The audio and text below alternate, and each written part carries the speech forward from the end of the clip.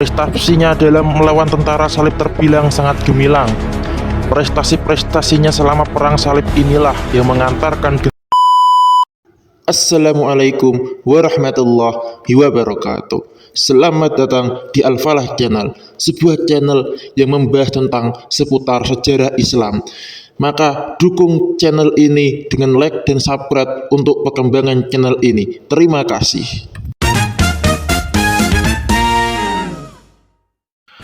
Nuruddin Zanki adalah seorang pahlawan Islam yang hebat, seorang sultan yang adil.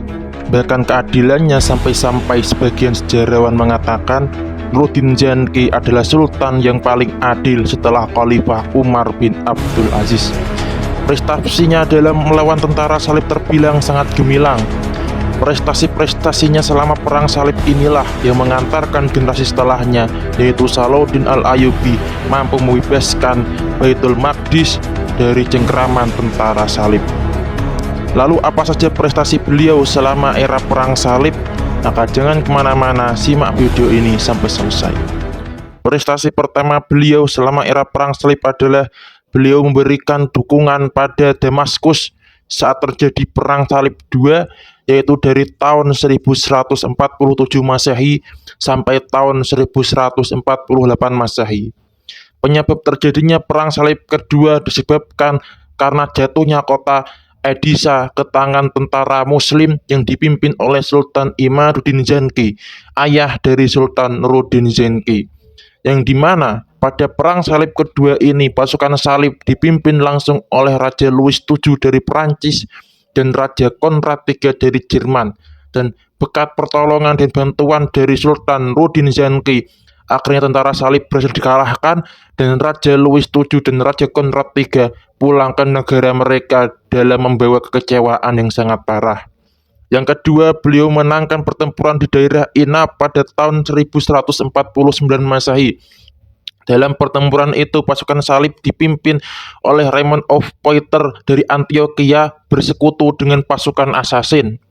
Dalam pertempuran ini, tentara salib mengalami kekalahan yang sangat parah, bahkan pemimpin mereka yaitu Raymond dan komandan Asasin tewas dalam pertempuran ini. Yang ketiga, beliau berhasil menangkap Renat de Chatillon dalam sebuah pertempuran di tahun 1160 Masehi. Renat de Chatillon adalah pemimpin Antioquia setelah tewasnya Raymond of Poitiers dalam pertempuran Inab. Setelah Renat de Chatillon ditangkap, Renat pun dipenjara di penjara Aleppo selama 16 tahun. Yang keempat, ini adalah prestasi beliau yang paling besar. Beliau berhasil menyatukan kota Damaskus ke dalam wilayah kekuasaannya pada tahun 1154 Masehi. Proses penaklukan kota ini berlangsung lama, yaitu membutuhkan waktu 5 tahun, dari tahun 1149 Masehi sampai tahun 1154 Masehi. Pengambil alihan kota ini dilakukan Nuruddin Zanki karena penguasa kota ini tidak mau membantunya berjihad dan malah bersekutu dengan pasukan salib. Beliau menaklukkan kota ini dengan cara menarik simpati para tokoh masyarakat dan ulama-ulama di Damaskus, dan dengan sendirinya lama-kelamaan pemimpin Damaskus ini kehilangan dukungan dari rakyatnya dan pemimpin Damaskus ini pun dilengsarkan oleh rakyatnya.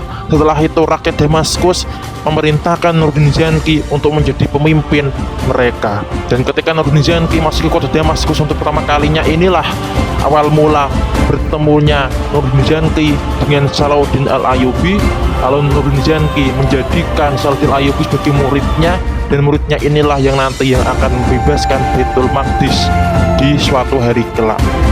Gimanakah kisah dari Sultan Salahuddin Al-Ayyubi, murid dari Nuruddin Zanki ini? Maka jangan kemana-mana, selalu ikuti channel ini agar mendapatkan lebih banyak wawasan tentang sejarah Islam. Dan sampai berjumpa di next video. Terima kasih. Salahuddin lahir ketika Mujahiduddin Bahrus, penguasa Baghdad ketika itu, memerintahkan untuk mengusir Najmuddin Ayyub, yaitu ayah Salahuddin,